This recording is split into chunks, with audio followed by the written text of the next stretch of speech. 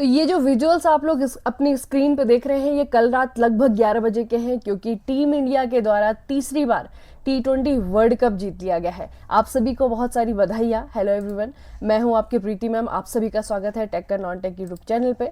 और चलिए स्टार्ट करते हैं अपना डेली करंट अफेयर सेशन। तो आज के सेशन में हम देखेंगे कि T20 वर्ल्ड कप से रिलेटेड जो है कौन कौन से ऐसे फैक्ट हैं जो कि हमारे टेक्निकल एग्जाम के लिए भी इंपॉर्टेंट है। उससे पहले अगर हिस्ट्री की हम बात करें तो हिस्ट्री में बच्चे ऐसा कुछ नहीं है जो कि हमारे एग्जाम के लिए इंपॉर्टेंट हो। तो रिवीजन से स्टार्ट करते हैं। रिवीजन में सबसे पहले हमने एक किताब के बारे में लास्ट सेशन में पढ़ा था। बुक का नाम है महात्मा अ ग्रेट कम्युनिकेटर। तो इसके राइटर का नाम आपको याद रखना है। ये किताब लिखी गई है धीरज काकड़िया के द्वारा। ठीक है, धीरज काकड़िया के द्वारा जो है इस किताब को लिखा गया है। इनका नाम आपको याद रखना है। बाकी ये भी याद रखिएगा कि डॉक्टर मनसुख मांडविया जो कि हमारे यूनियन मिनिस्टर हैं, इनके द्वारा किताब को रिलीज किया गया है।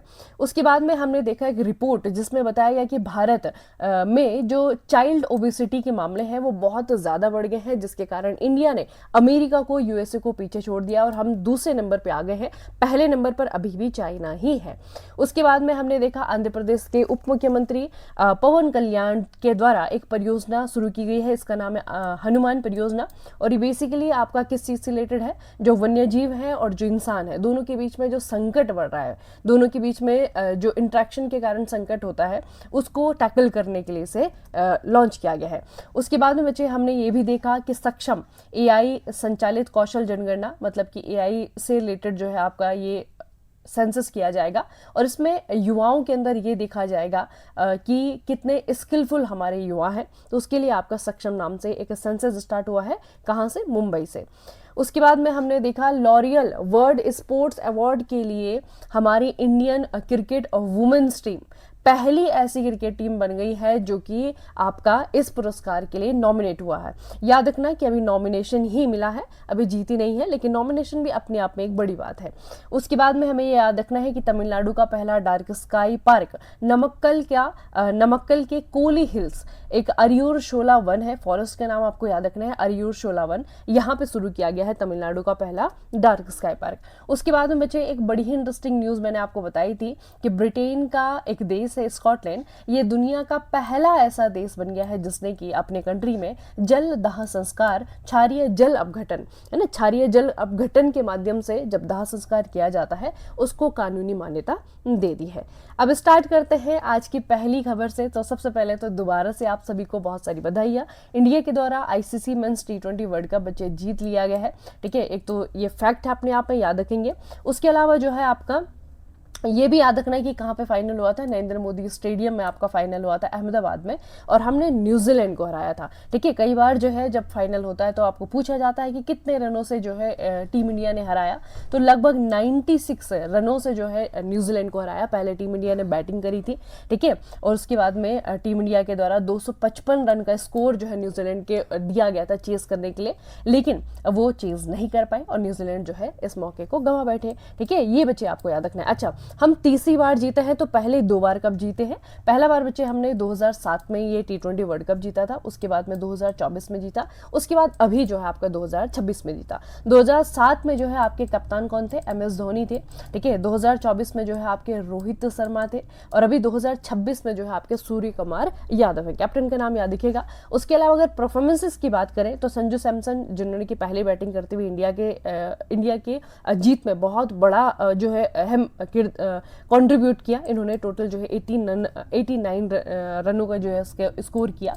ठीक है, उसके बाद में बचे आपका जसप्रीत बुमराह, 4 विकेट लिए है ना, बहुत बड़ा जो है इनका कंट्रीब्यूशन है, तो इनको थोड़ा सा याद रखिएगा। ठीक है, उसके अलावा जो है ये भी याद रखना कि T20 वर्ल्ड कप 3 बार जीतने वाली पहली क्रिकेट टीम बन गई है इंडिया की। ठीक है, ये बच्चे आपको याद रखना है। तो ये जो है इस न्यूज़ के जो कि आज की टॉप की खबर है, इसके कुछ फैक्ट हैं जो कि आपको याद रखने अपने एग्जाम्स के लिए।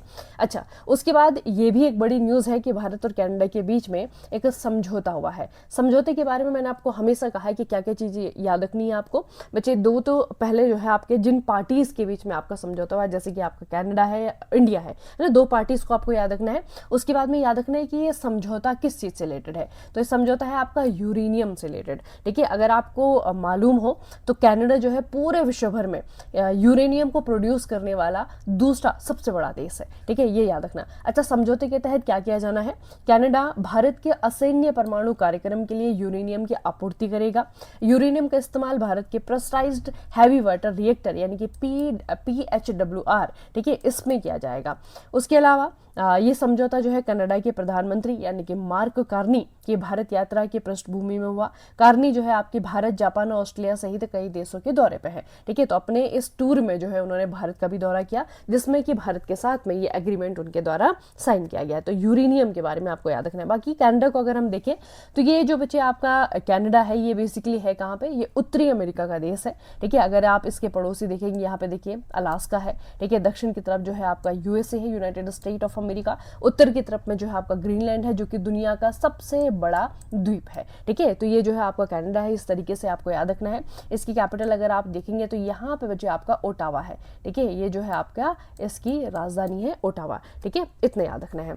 उसके अलावा बहुत ही इंपॉर्टेंट न्यूज बच्चे आपकी ये है कि राष्ट्रपति द्रौपदी मुर्मू ने 9 नए राज्यपालों को क्या किया है? नियुक्त किया है। ठीक है, 9 नए राज्यपाल हैं। तो कौन कौन से स्टेट के कौन कौन से नए गवर्नर मिले हैं ये आपको याद रखना है। देखिए, सबसे पहले तो तेलंगाना है बच्चे, शिव प्रताप शुक्ला सॉरी, ये तेलंगाना के नए राज्यपाल बने हैं। फिर आपके जिष्णु देव वर्मा है, ये आपके नए राज्यपाल बने हैं महाराष्ट्र के। फिर आपके नंद किशोर यादव हैं, इनको राज्यपाल बनाया गया है नागालैंड का। और उसके बाद में जो है आपका सैयद अता हसनैन है, बिहार के नए राज्यपाल बने हैं। राजेंद्र विश्वनाथ अर्लेकर, इनको तमिलनाडु का नया राज्यपाल बनाया गया है। आपके कविंदर गुप्ता, इनको बनाया गया हिमाचल प्रदेश का राज्यपाल। ठीक है, और उसके बाद में आपके तरनजीत सिंह सिद्धू है, इनको उपराज्यपाल बनाया गया है। कहाँ का? दिल्ली का। ठीक है, तो ये भी अपने आप में जो है आपका एक बहुत इंपॉर्टेंट अपॉइंटमेंट है बच्चे, क्योंकि बाकी स्टेट तो जो है आपके क्या है, राज्यपाल जो है बहुत ज़्यादा इंपॉर्टेंट, मतलब अगर हम इन सभी में से कंपेयर करेंगे तो सबसे ज़्यादा इंपॉर्टेंट जो है आपका इन्हीं की अपॉइंटमेंट है ना। तो ये आपको याद रखना है कि दिल्ली के नए उपराज्यपाल कौन बने हैं? तरनजीत सिंह संधू इनका नाम है। उसके अलावा विनय कुमार सक्सेना, इनका नाम याद रखिएगा बच्चे, लद्दाख के नए उपराज्यपाल बने हैं। और RN रवि, ये पश्चिम बंगाल के गवर्नर हैं। ठीक है, पश्चिम बंगाल के गवर्नर बन गए हैं। अच्छा, इनको जो है अपॉइंट किया गया। यहाँ पे बच्चे जो पहले गवर्नर थे इनका नाम आनंद बोस है। ठीक है, इनके इस्तीफे देने के बाद में इनको यहाँ पे अपॉइंट किया गया है। ठीक है, तो मतलब टोटल जो है 9 जगह जो स्टेट है वहाँ पे राज्यपालों को चुना गया। जो यूनियन टेरिटरी है जैसे कि आपका लद्दाख और दिल्ली है, यहाँ पे उपराज्यपालों को चुना गया। ठीक है, तो टोटल 9 अपॉइंटमेंट की गई है राष्ट्रपति के द्वारा। उसके बाद अगली खबर बच्चे आपकी साइंस एंड टेक से रिलेटेड है।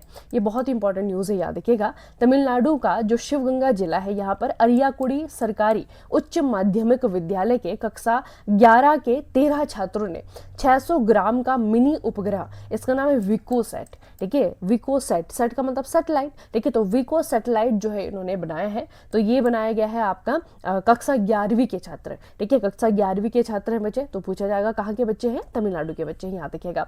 अच्छा, इस सैटेलाइट की खासियत क्या है या फिर क्या और चीजें इसके बारे में है जो कि याद होनी चाहिए आपको? देखिए, इसे हीलियम गुब्बारे के जरिए 22 किलोमीटर की ऊंचाई यानी कि समताप मंडल तक भेजा गया, जो कि फसलों को नुकसान पहुंचाने वाले कवक विजाणुओं का अध्ययन करेगा ना। ये इंपॉर्टेंट चीज है इसके बारे में, ये सैटेलाइट क्या काम करेगा। तो ये सैटेलाइट क्या काम करेगा? फसलों को जो नुकसान पहुंचाने वाले कवक है, विजाणु है, उनका अध्ययन करने के लिए जो है आपका सैटेलाइट बनाया गया। तो बहुत इंटरेस्टिंग न्यूज है बच्चे, याद रखिएगा। कक्षा 11वीं के बच्चों ने जो है खुद से इस सैटेलाइट को डेवलप किया है, नाम इसका रखा गया विकोसैट। ठीक है, अच्छा, उसके बाद जो है आपको याद रखना है प्रगति और विकास।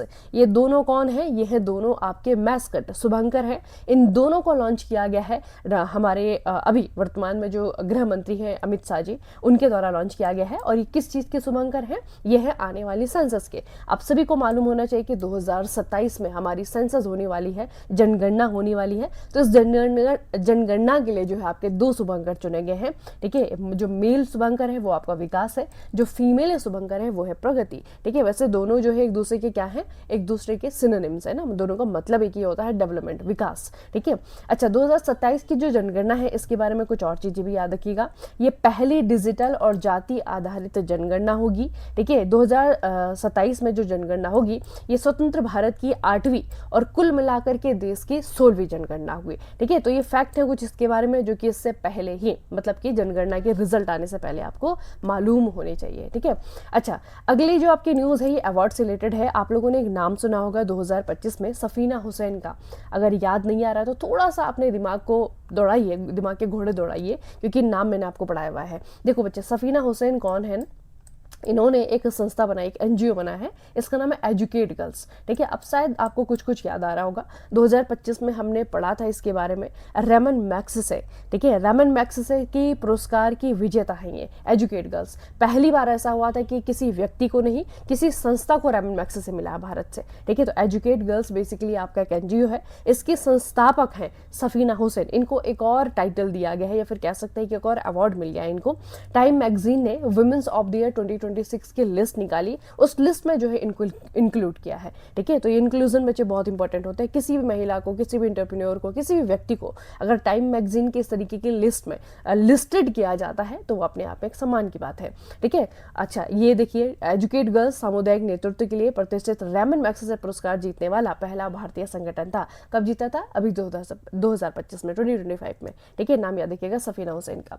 उसके बाद में बच्चे आपका स्टेट है Tamil Nadu. Tamil Nadu transplant authority of Tamil Nadu के अंतर्गत संचालित प्रणाली के माध्यम से मृत अंगदान के मामलों में भारत का अग्रणी राज्य है, यानी कि टॉप का स्टेट है तमिलनाडु, ठीक है। किस मामले में बच्चे?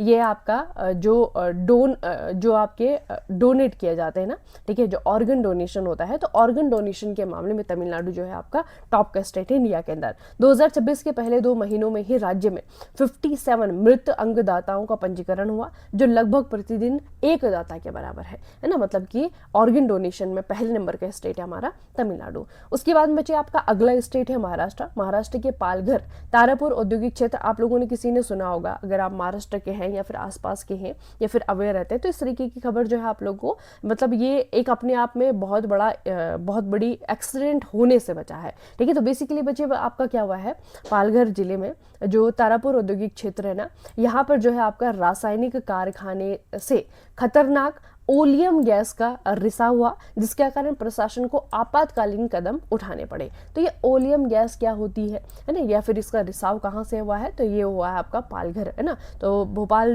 गैस त्रासदी तो आप लोगों ने सुना होगा, कितनी बड़ी जो है आपकी वो कृत्रिम एक तरीके से मैनमेड आपदा हमने क्रिएट करी थी खुद ही के लिए, है ना। तो उसी तरीके की बच्चे आपकी ये घटना है, लेकिन हालांकि अभी जो है घटना जो है मतलब लोगों को बहुत ज़्यादा जो है इसने इफेक्टिंग करा। तो ओलियम गैस का रिसाव हुआ है। ओलियम के बारे में थोड़ा सा ये याद रखना बच्चे, इसका ये जो है आपका फ्यूमिंग सल्फ्यूरिक एसिड, ठीक है, फ्यूमिंग सल्फ्यूरिक एसिड है ये, इसको ओलियम कहा जाता है।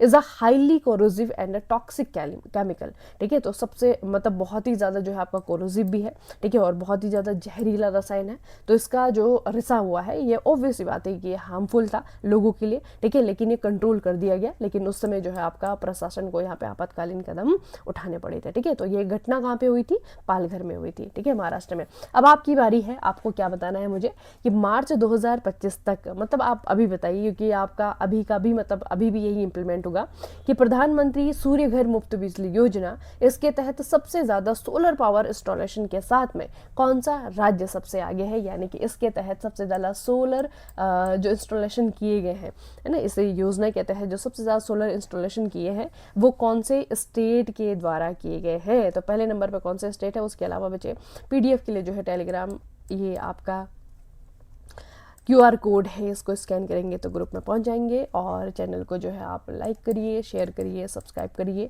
ठीक है। अगर टेक्निकल एग्जाम की प्रिपरेशन कर रहे हैं, RRB जेईई की, SSC जेईई की, UPPSC पॉली लेक्चरर की, या फिर ITI लेवल के जो आपके एग्जाम्स होते हैं, जैसे कि अभी आपका MPITI TO चल रहा है, तो जो भी आप लोग टेक्निकल एग्जाम की प्रिपरेशन कर रहे हैं किसी भी लेवल की, आप लोगों के लिए सबसे बेनिफिशियल बच्चे करंट अफेयर पढ़ने का तरीका यही होगा। तो मिलते हैं नेक्स्ट सेशन में, तब तक के लिए पढ़ते रहिए, अपना खूब सारा ख्याल रखिएगा। आप सभी का बहुत बहुत धन्यवाद।